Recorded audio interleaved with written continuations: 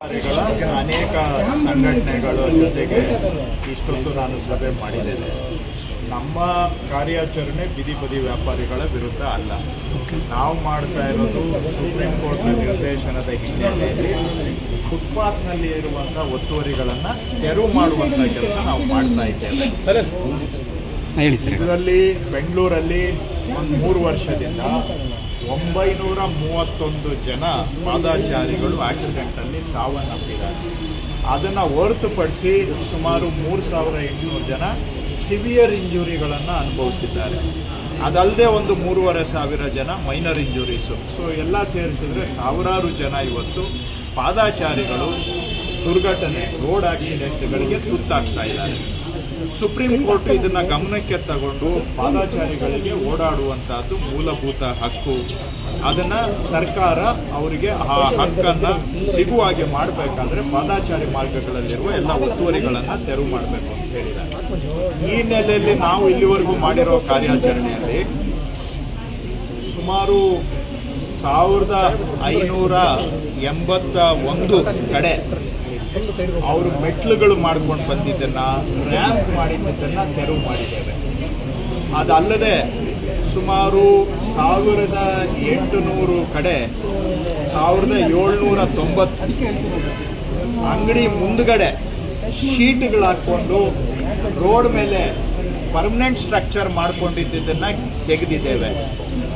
ಅದಲ್ಲದೆ ಸುಮಾರು 2200 ಲೊಕೇಶನ್ನಲ್ಲಿ ಬೇರೆ ಬೇರೆ ರೀತಿಯ ಒತ್ತುವರಿಗಳನ್ನು ತೆರವು ಮಾಡಿದ್ದೇವೆ.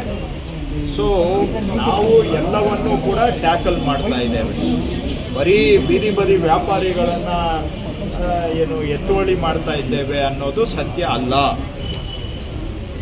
ಫುಟ್ಪಾತ್ ಮೇಲೆ ಯಾರ್ಯಾರು ಎನ್ಕ್ರೋಚ್ಮೆಂಟ್ ಮಾಡಿದ್ದಾರೆ, 2200 ಕಡೆ ಫುಟ್ಪಾತ್ ಮೇಲೆ ಅವರು ಅಡ್ವರ್ಟೈಸ್ಮೆಂಟ್ ಬೋರ್ಡ್ಗಳನ್ನ ಹಾಕಿದ್ದು, ಸೈನ್ ಬೋರ್ಡ್ಗಳು ಹಾಕಿದ್ದನ್ನು ತೆಗೆದಿದ್ದೇವೆ.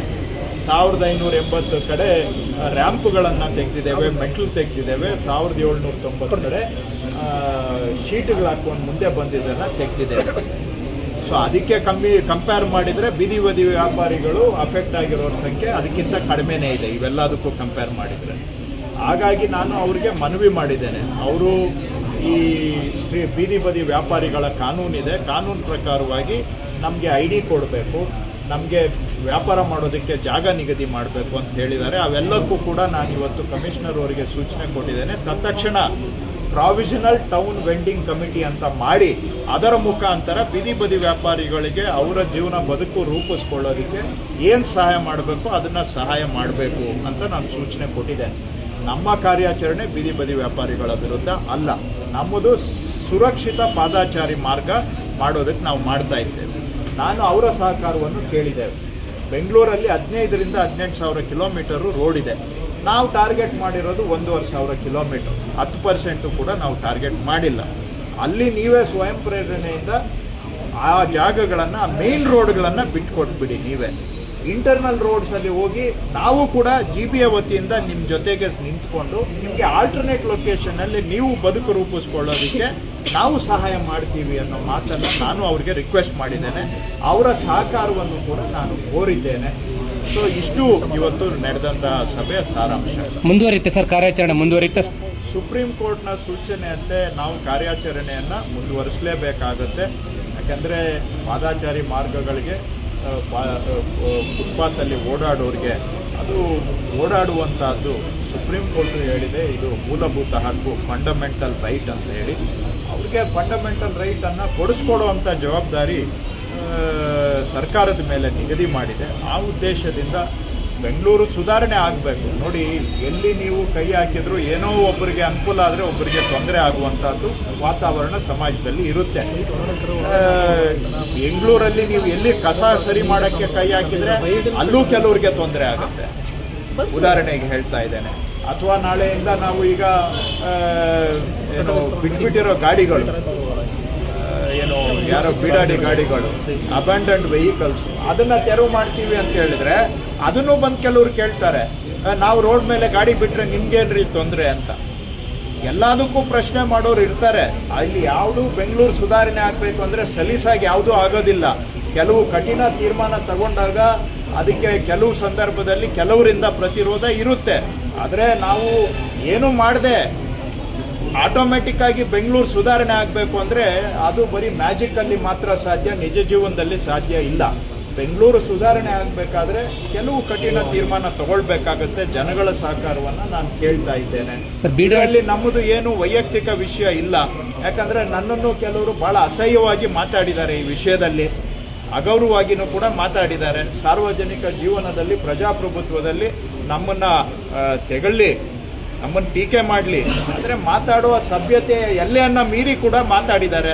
ಆಯಿತು, ಬೆಂಗಳೂರಿನ ಒಳ್ಳೇದಾಗುತ್ತೆ, ಅದಕ್ಕೆ ನಾನು ಬಯಸ್ಕೋಬೇಕು, ನಾನು ಅನ್ಪಾಪ್ಯುಲರ್ ಆಗಬೇಕು, ನಾನು ಜನರಿಂದ ಟೀಕೆಗೆ ಒಳಗಾಗಬೇಕು, ಅದರಿಂದ ಏನೋ ಬೆಂಗಳೂರಿಗೆ ಒಳ್ಳೇದಾಗುತ್ತೆ ಅಂದರೆ ಇರಲಿ, ಆಗಲಿ. ಯಾಕಂದರೆ ಕೊನೆಗೆ ನಾವು ಸಾರ್ವಜನಿಕ ಜೀವನದಲ್ಲಿದ್ದು ಏನೋ ಒಂದು ನಯಾ ಪೈಸಾ ಬೆಂಗಳೂರಿಗೆ ನಾವು ಒಳ್ಳೇದು ಮಾಡಿದರೆ ನಮ್ಮ ಜೀವನ ಸಾರ್ಥಕ ಆಗುತ್ತೆ. ಅದಕ್ಕೋಸ್ಕರ ನಿಷ್ಠೂರ ಆದರೂ ಪರವಾಗಿಲ್ಲ, ನಾವು ನಿಷ್ಠೂರ ಆಗಿ ಸುಧಾರಣೆ ಮಾಡೋದಕ್ಕೆ ಪ್ರಯತ್ನ ಮಾಡ್ತೇವೆ. ಯಾಕಂದ್ರೆ ಇದರಲ್ಲಿ ಇಂಟ್ರೆಸ್ಟ್ ಅಂತೂ ಏನೂ ಇಲ್ಲ. ವೆಹಿಕಲ್ ತೆರವು ಕಾರ್ಯಾಚರಣೆಗೆ ಈಗಾಗಲೇ ತಾವು ಸಭೆ ಮಾಡಿದಿರಾ, ಸೂಚನೆ ಕೊಟ್ಟಿದ್ದೀರಾ? ಅಲ್ಲ, ಎಷ್ಟು ಪ್ರದೇಶದಲ್ಲಿ ಅನ್ನೋದು ನಾಳೆ ಹೇಳ್ತೀನಿ. ನಾಳೆ ನೀವು ಬನ್ನಿ, ಲೊಕೇಶನ್ ಹೇಳ್ತೀನಿ, ನಾಳೆ ಅದನ್ನ ಹೇಳ. ಎಲ್ಲಿ ತನಕ ಮುಂದುವರಿಯುತ್ತೆ ಸರ್ ಇದೇ ತರ? ನಾನು ಈ ಮುಖ್ಯ ರಸ್ತೆಗಳನ್ನು ನಾವು ಗುರಿಯಾಗಿ ಇಟ್ಕೊಂಡಿದ್ದೇವೆ. ಮುಖ್ಯ ರಸ್ತೆಗಳನ್ನು ಇನ್ನೂ ಮುಂದುವರಿತೇವೆ. ಎಷ್ಟು ದಿನ ಆಗುತ್ತೆ ಹೇಳೋಕ್ಕಾಗೋದಿಲ್ಲ. ಇಲ್ಲಿವರೆಗೂ ಒಂದು 430 ಕಿಲೋಮೀಟರ್ ಅಷ್ಟು ಟ್ಯಾಕಲ್ ಮಾಡಿದ್ದೇವೆ.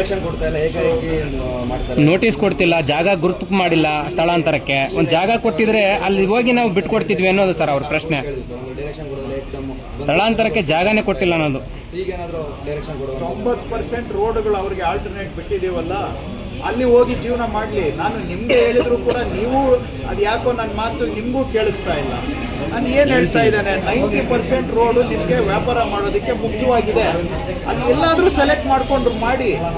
ಮೇನ್ ರೋಡಲ್ಲಿ ಬಂದು ಸಾರ್ವಜನಿಕರಿಗೆ ತೊಂದರೆ ಮಾಡಿ, ಸಾರ್ವಜನಿಕರಿಗೆ ಜೀವಹಾನಿ ಆದರೂ ಪರವಾಗಿಲ್ಲ, ಮೇನ್ ರೋಡಲ್ಲೇ ಮಾಡಬೇಕು ಅಂತ ಹೇಳಿದ್ರೆ ಯಾವ ಕಾನೂನು ಹೇಳುತ್ತೆ? ಸುಪ್ರೀಂ ಕೋರ್ಟ್ನ ಪ್ರಕಾರ ನಾವು ಮಾಡ್ತಾ ಇರೋದು.